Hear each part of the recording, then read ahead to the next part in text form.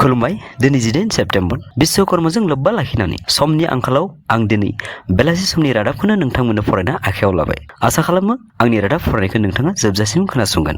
दिनैनि बेलासिनि रादाबखौ फरायदों आं मुस्रि फैमा नार्जारि। थांनाय 17/9/2023 थामहिनबा मैया प्राय बेलासिनि 2:30 जाहारबारि महल रडनि राइट 1 जेराव पाटगाव आउटपस्टनि पेट्रलिं हान्जाया साइकेलजों दंफां लाबोबाय थानाय समाव सेरफांगुरि पुलिस थानानि सिङाव थानाय गियानपुर मुंनि दाबसे गामिनि रुंसारि थिजु नार्जारिनि फिसाज्ला हेमन्त नार्जारि बिथांखौ गावथारनायनि गुबै जाहोनखौ बिजिरनो थाखाय कक्राझार जिल्लानि साब डिभिजनेल मेजिस्ट्रेट मानगोनां एसीएस जितुराज गगৈ बिथाङा हरखाब बेनि सायाव बिथोन फोसावनायखौ आंनि एसपि बड' निउज चेनेलनि जानानै बिथांनिसिम गोसो गोरबोजों साबायखर बावहरो आरो आसा खालामो बिथांनि बिथोन लेखायै 7 साननि गेजेरावनो बेनि गुबै दायनिगिरिखौ जोंनि गेजेराव रोखा जानानै फैगोन आरो बेनि थाखाय थार बिजिरनायखौ दुखुथिया नखरा मोननो हागोन।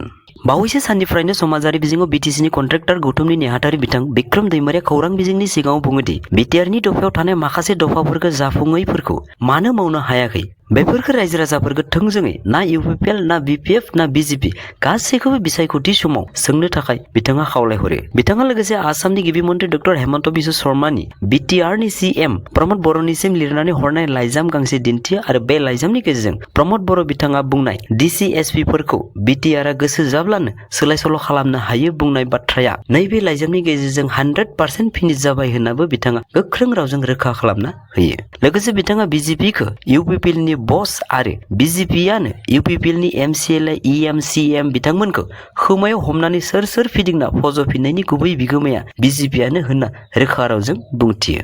दिनै बिश्वकर्माजों लोब्बा लाखिनानै पीएम बिश्वकर्मा मुंनि आसनिनि गेजेरजों भारतनि गाहाय मन्त्रि नरेन्द्र मोदी बिथाङा लाइमोन सेंग्रा सिख्लाफोरनि रोंगौथिखौ मान होनानै गोबां सेंग्रा सिख्लाफोरनि बेंक एकाउन्टआव 3 लाख राङै सोनानै होनाय जागोन। सुलुङाव मोनथिनाय बायदिब्ला बे पीएम बिश्वकर्मा मुंनि आसनिनि गेजेरजों भारत सरकारा 15,000 कौटि रां बाजेट खालामनाय जादों होननाबो सुलुङाव फोरमायो। थांनाय रबिबारै उत्तर प्रदेशनि बरेलीत मुंनि मोनसे गामियाव 38 बोसोर बैसोनि नाजिरा आरो बिनिनो फिसाजो 19 बोसोर बैसोनि साबिना बिथांमोना शिव मन्दिराव नामाज फरायदोंमोन आरो बे नामाज फरायनायखौ प्रेमसिंह मुंनि सासे सुबुङा नुनानै थानायाव खौरां होयो आरो बिथांनि एजाहार होनाय लेखा सानैखौबो एरेस्ट खालामो। सुलुङाव नाजिरा आरो साबिना बिमा फिसा सानैया फोरमायनाय बायदिब्ला बिसोर शिव मन्दिराव नामाज फरायनो थाखाय धोरोमगुरु समन साहा बिथांनि बिथोन लादोंमोन। ओंखायनो धोरोमगुरु बिथां साहाखौबो पुलिसआ बे जाथायनि गुबै दायनिगिरि महरै एरेस्ट खालामो। आथिखालाव पुलिसखौबो सरासनस्रा सुबुंफोरा भारा लांनो हासिगोन। सोरबाफोर गावसोरनि हाबा हुखा सिनेमा शुटिं बार्थडे बायदिफ्राव थारैनो नांथारगौ जायोब्ला भारा होनानै लाबोनो हासिगोन।